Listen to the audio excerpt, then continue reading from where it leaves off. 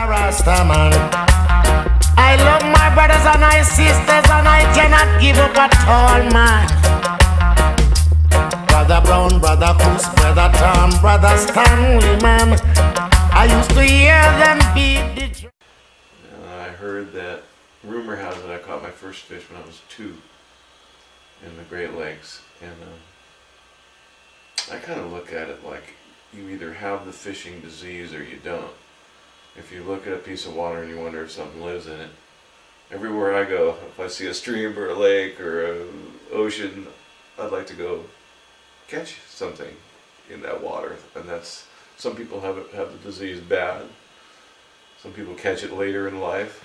Maybe you're catching it because you never know what you're going to catch. If you look at it, well, it's like the unconscious. There's something unknown in that under the water, and maybe you can pluck it out. And leads to your second question: do I enjoy it? Yeah, I enjoy it. I could fish the rest of my life and never get as good at it as I could be. And that part's great, because there's always something more to know. Like with crab fishing, like I'm doing now.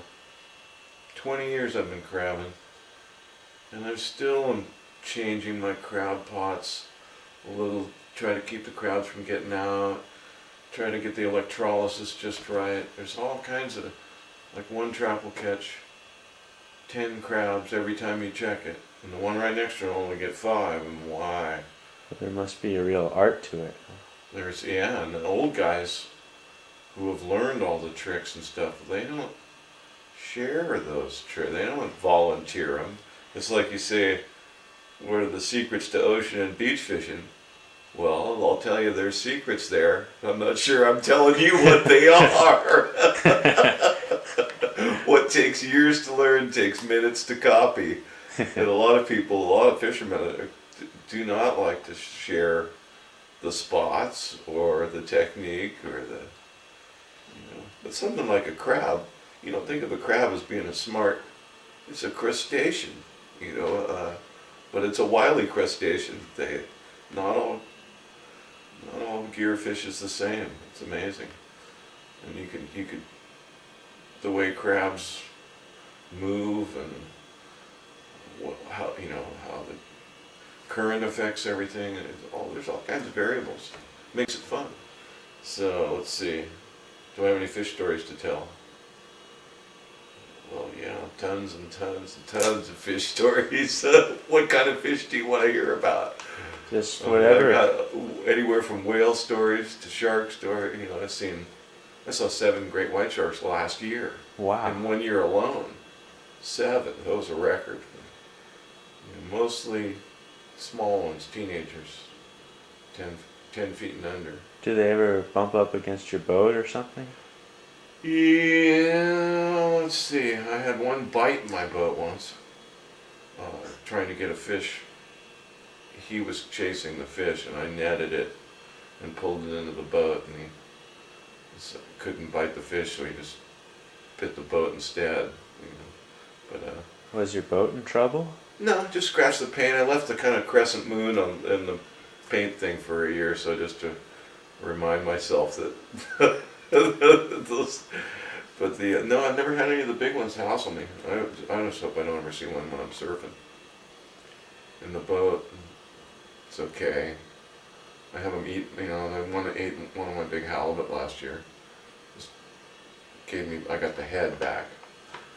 And that happened about 2 feet away from the boat. It was about a 10-footer, just reduced a 30-pound halibut down to a little 4-pound chunk. It was neat to watch, but awesome to watch. They're such an eating machine, those white sharks are. Man. You said you had whale stories? Yeah, well, when I fish, one of the fisheries I do is out of Bodega Bay. We run 30 miles offshore to this, it's an extension of the Farallon Islands called Cordell Banks. It's a 10-mile underwater island.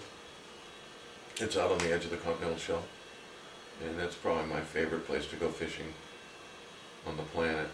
And I've fished all over the world. Cordell it's an oasis. I mean, you'll see, you know, sometimes 100 whales in a day. I've had times when the whales didn't want me to be there, and they kind of bullied me out of it, because I have a little boat, 25-foot boat, and the whales are 40 or 50 feet. And then, you know, you get 4 or 5 of them swimming right next to the boat, circling you. It's time to go. I'm not going to argue with them. Why they do that, I don't know. I mean, maybe they think I'm in the way, or maybe they remember the old days of whaling with little boats like mine. I don't know. But I have been, you know, escorted out of spots a few, you know, or bullied out of spots quite a few times. My dad said that you told a story about white whales or something. Always the first sperm whale I ever saw. The sperm whale's when Moby Dick was written on. That was what the whalers hunted. That was the best whale. Had the best oil, and so it's a toothed whale. There's baleen whales and toothed whales. And the baleen are the ones that filter the small plankton, you know, not plankton, shrimp, krill out of the water. They don't feed on anything bigger than that. The baleen whales do. And that's what a blue whale is, the baleen whale. And the gray whales here and the humpbacks are all baleen whales. And a dolphin is a toothed whale, a killer whale is a toothed whale, and the biggest toothed whale is these sperm whales. And they can have a jaw that's 4 feet long, great big teeth on it. And the first sperm whale we ever saw was almost white. It was like tan, like the one in Moby Dick, only a little tanner maybe. Huh. And it tried to ram my boat. Wow. Picked me out from a mile. We saw it a mile away. Look at that, a white whale. You know, it's like a 50-footer. The sperm whales are big. There's a big male. And it just turned and came at us, and we're looking at it, go, wow, look, it's getting closer. That thing's really, that's big, and it's white, you know. That's really cool. First sperm whale we ever saw. You can tell the head is really narrow, and when it blows, the breath blows forward. They're really distinctive, you know, no mistaking it when you see it. And they look like we're extremely powerful swimmers. And he's just coming at us and coming at us and coming at us. Finally I had to start the boat and move out of his way. And he just, so you know, because he was going to ram right into us, you know. Did it chase you for a while? No. Once it passed, I just moved the boat, and it just passed behind us, and then we never saw it again. Largest brain on the planet. The sperm whale has 20. Your brain's 3 pounds. Dolphin brain's 4. The sperm whale's 22. An elephant's 16. You know, what does he need that big old brain for? One of the, you know, smartest animal on the planet. Maybe we wouldn't know. You know. So anyway, I think that's the most awesome animal I've ever seen is the sperm whale.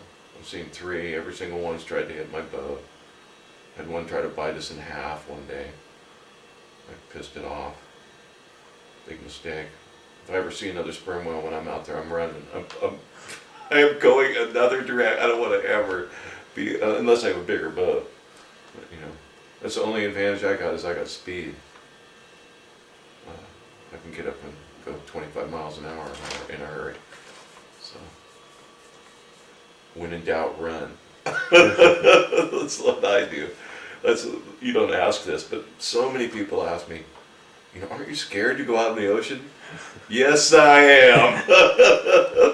I love it, but yeah, the day you're not afraid of that place, the day you ought to quit. So if one wants to become a commercial fisherman, what steps did you have to take? Well, you have to buy a commercial license if you're over 16 and find a boat to take you out. That would be the first thing I would do. Is if you wanted to try it out, you know, I wouldn't recommend you start off crabbing. Start off on something like salmon.